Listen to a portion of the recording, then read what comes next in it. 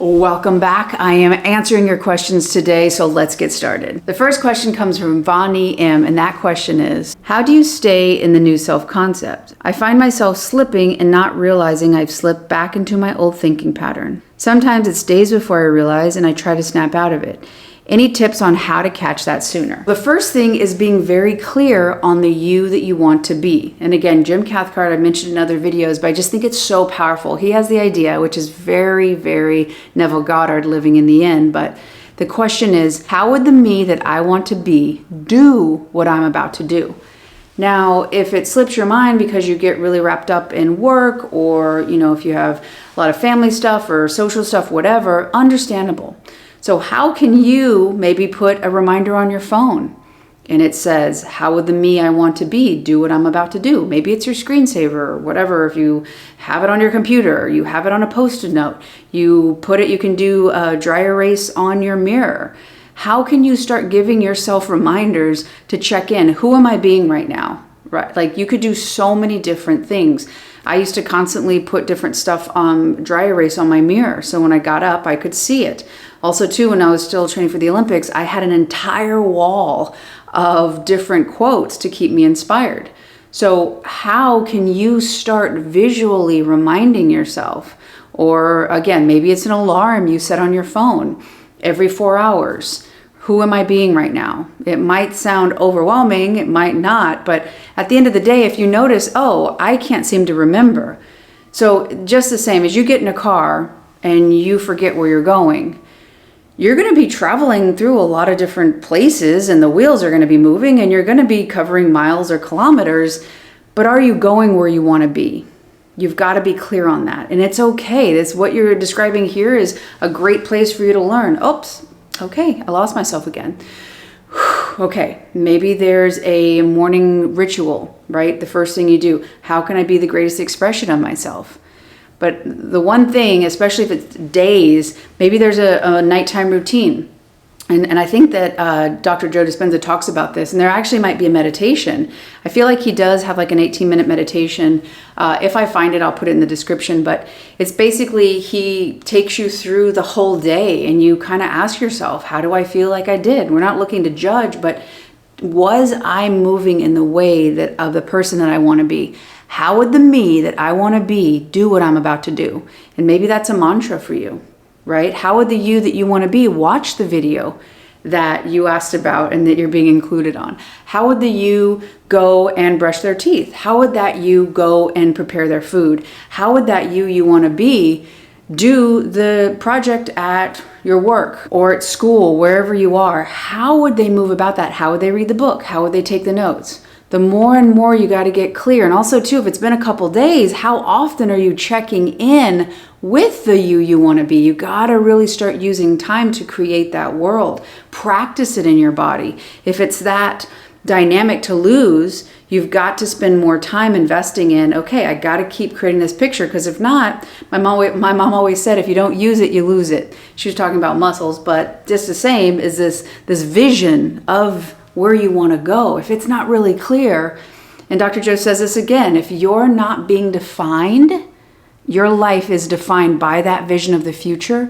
you're just going to be replaying the past, which is very much in what you talked about in the question, that you forget and then you go back. It's got to be more of a priority. And again, if you say, well, I've got all this stuff in the day, maybe it's when you're brushing your teeth. Maybe you record yourself and you listen to it on the subway or on your transit to work. How can you prioritize you? Because if you don't do it, who will? How can you start practicing the true golden rule? Treating yourself like you want others to treat you. So the second question comes from I Am Queen. And the question is, Abby, we had a coaching session a couple months ago, and I can say my life has definitely changed. One thing only. My friends with benefits. I actually had to look that up because I didn't know what those letters meant.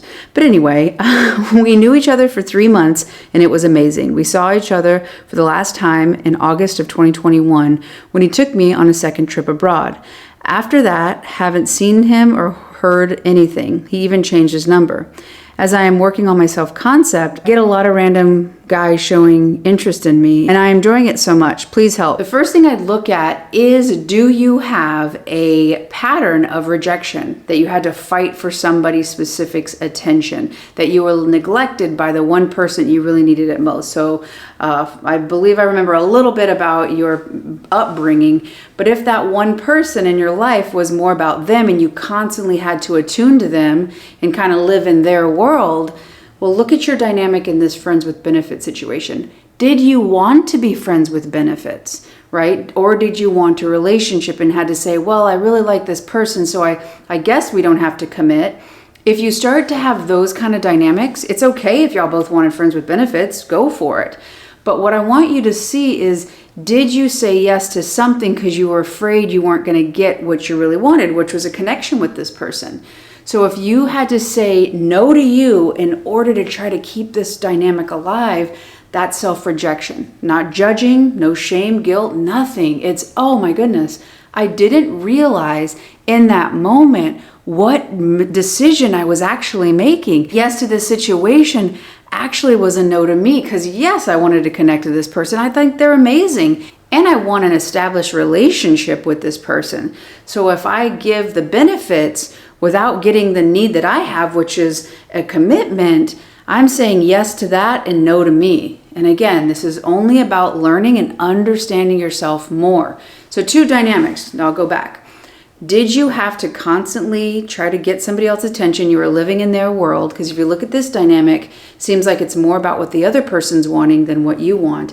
And can you consciously be aware of saying yes to that and it was a no to you? Maybe you thought after the second trip, okay, there's a commitment coming, so I'll go along with it. But did you compromise yourself going on a trip where maybe you wanted the relationship first? Maybe you wanted to slow it down. Maybe it was everything you wanted but the commitment. Did you ask? Were you able to know your needs in that and ask? Again, this is only to give you more ideas about how to get deeper with yourself. No judgment. This is all learning. The next part is about getting attention from random guys. Well, it seems like random guys isn't necessarily what you want. And yeah, it might be flattering and that's nice. But really ask yourself what you're really wanting. It sounds like, at least from this and a little bit that I know about your situation, is that you want a loving, safe relationship that's established, that's connected, that has loyalty. And so anything outside of that, sure, it's nice here and there, flattering, but it's not really valuable to you and what you're wanting to get. When you're looking at your self-concept, do you feel worthy for somebody to commit to you? Or do you feel like that kind of flash in the pan, go out and have a good time and then it's over? More and more you understand this dynamic of self-rejection, saying, oh, when I said yes to them and no to me, I got the reflection of no. That's not to blame you at all. That person has their own shit. We're not putting that on you. Really understanding that nothing that starts with abandonment, which was you abandoning yourself, ends in secure attachment. That abandonment ended in abandonment. So the more you learn to stay with yourself, the more you learn to expand that you're absolutely worth and deserve somebody committing to you and being reliable and coming to your world, and those 2 worlds meeting in the middle. So the last question comes from Magda, and that question is how to not focus on others when they upset and trigger you. Well, there's a lot I can say on this. I don't know the specific situation that you're talking about, so it makes it a little bit harder. But first thing you want to do is really understand and find yourself in the moment. Oh, I'm getting triggered. I have a lot of emotions. I feel like I'm on a bucking emotional bronco and I've lost the plot.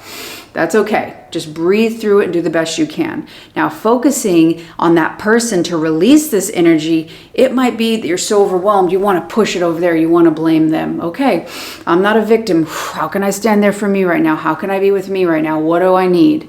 And again, maybe you take a walk. Walks can really be helpful because as your eyes scan back and forth, it actually drains the resource pool that your amygdala uses to scan. Remember, it's your fear scanner and also part of the limbic system, which is where your traumas are stored, from my understanding thus far. So if you go for a walk and that's going to start limiting that fear scanner, you can start becoming more aware of your body and you can stay with yourself.